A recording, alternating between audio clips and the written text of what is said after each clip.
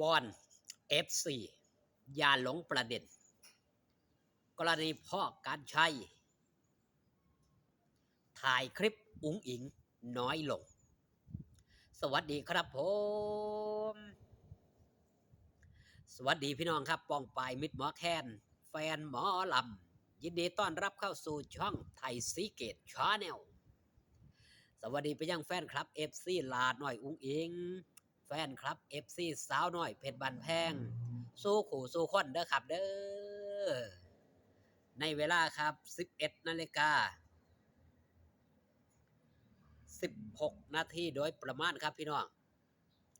มื้อนี้ครับคิวงานสาวน้อยเพชรบันแพงเล่น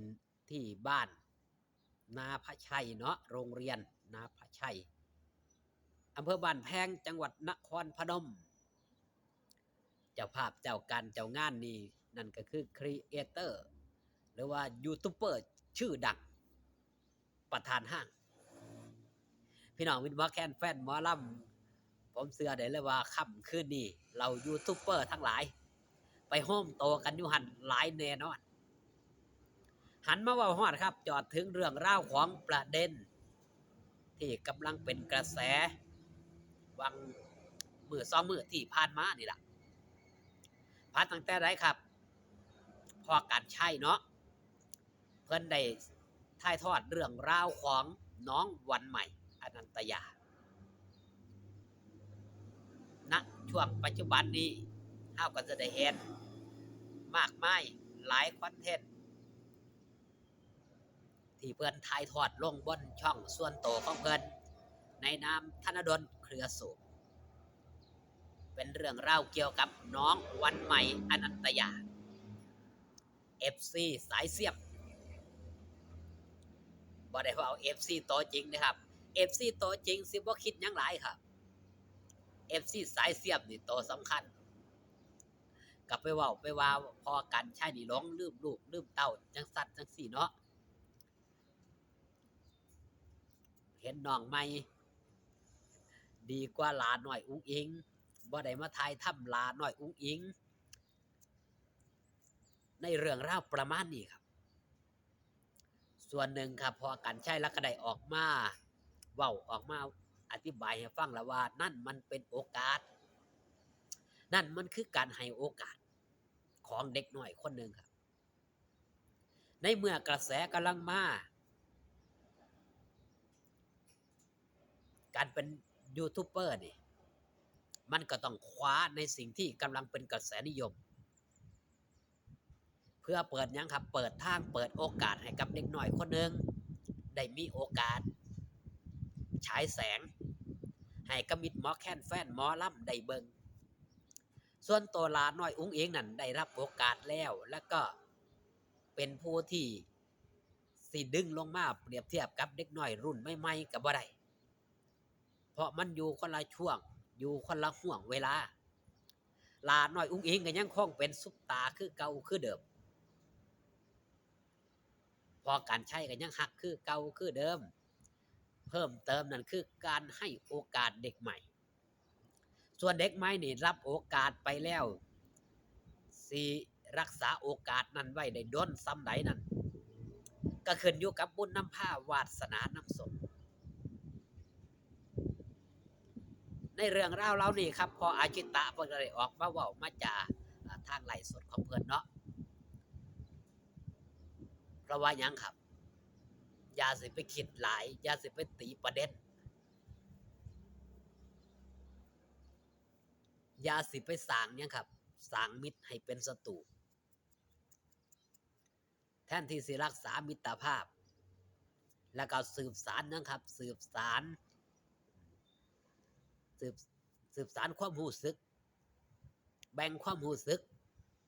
ไปให้กับคนอื่นๆแบ่งพลังบวกไปให้กับคนอื่นๆกลับไปสาดพลังลบอย่าไปเฮ็ดแนวนั้นครับหลาน้อยอุ๋งอิงก็คือหลาน้อยอุ๋งอิงเพราะการใช้นี่เพิ่นก็ยังฮักยังแพงคือเก่าคือเดิมแต่ช่วงนี้ครับเป็นช่วงที่สาวน้อยลำเพลินโชว์นี่กำลังมีการมีงานเนาะ แล้วก็น้องวันใหม่ในบางช่วงบางตอนก็ได้ไปกับเพิ่นก็เป็นผู้ดูแลเป็นผู้เบิ่งแย่งเพราะว่าเพิ่นตบปากรับคำกับทั้ง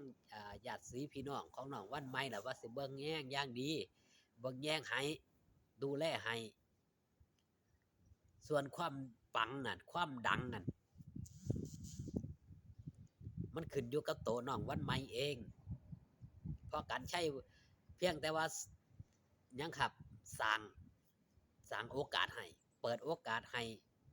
ห้น้องวันใหม่นี่ได้มาแสดงศักยภาพในช่องของเพิ่นส่วนแฟนคลับ FC สิมีความคิดเห็นจังไหนนั้นมันก็อยู่ที่ความคิดของแต่ละบุคคลเรื่องราวเรานี่ครับมันก็ห้ามกันบ่ได้ดอกเพราะความคิดของแต่ละคนมันก็บ่คือกันเนาะบางคนก็ฮักก็แพงฮักแพงแต่บ่แบ่งปันก็มีคือบ่ยอมอยากสิให้ผู้อื่นนี่ไปแบ่งปันความฮักให้กับศิลปินคนอื่นๆว่าซั่นเถาะเพราะว่าพอการใช้เพิ่นก็ทายทุกคนเพิ่นก็บ่ได้เจาะจงว่าต้องอุ๋งอิงเท่านั้นอุ๋งอิงนี่คือหนึ่งยืนหนึ่งในดวงใจอยู่แล้วแต่คนอื่นๆนี่ที่สิเข้ามาอยู่ในจิตในใจของพ่อการใช้นี่มันหาได้ยากเพราะว่าพ่อการใช้นี่เฮาสิได้เห็นว่าเราบ่ค่อยไปหยังเข้าไปสนับสนุนไผแบบจังได๋ครับถ้าเพิ่นบ่ฮักบ่แพงอีหลีนี่เว้าง่ายๆเพิ่นบ่ฮักบ่แพงอีหลีนี่เพิ่นสิบ่เว้านำเพิ่นสิบ่สอบบ่ถามบ่ไต่สวนทวนถามนั่นคือคนที่บ่ค่อยคือเพิ่นบ่ได้ฮักเพิ่นก็เบิ่งนำครับว่าผู้นี้สิเป็นไปจังไดสมควรที่สิรับการสนับสนุนบ่เพราะว่าเพิ่นก็ค่อมบอดอยู่ในวงการหมอลำมาโดนเติบเนาะประสบการณ์ก็มีมากมายส่วนประเด็นที่มันเกิดขึ้นนี่มันก็เป็นเรื่องธรรมดาครับอย่าไปคิดหยังหลายอย่าไปตีประเด็นให้มันเป็นประเด็นฮ้อนคิดเอาซะว่าเฮานี่มาให้โอกาสกับเด็กน้อยคนหนึ่งมาให้การสนับสนุนเด็กน้อยคนหนึ่งให้มีความเจริญก้าวหน้า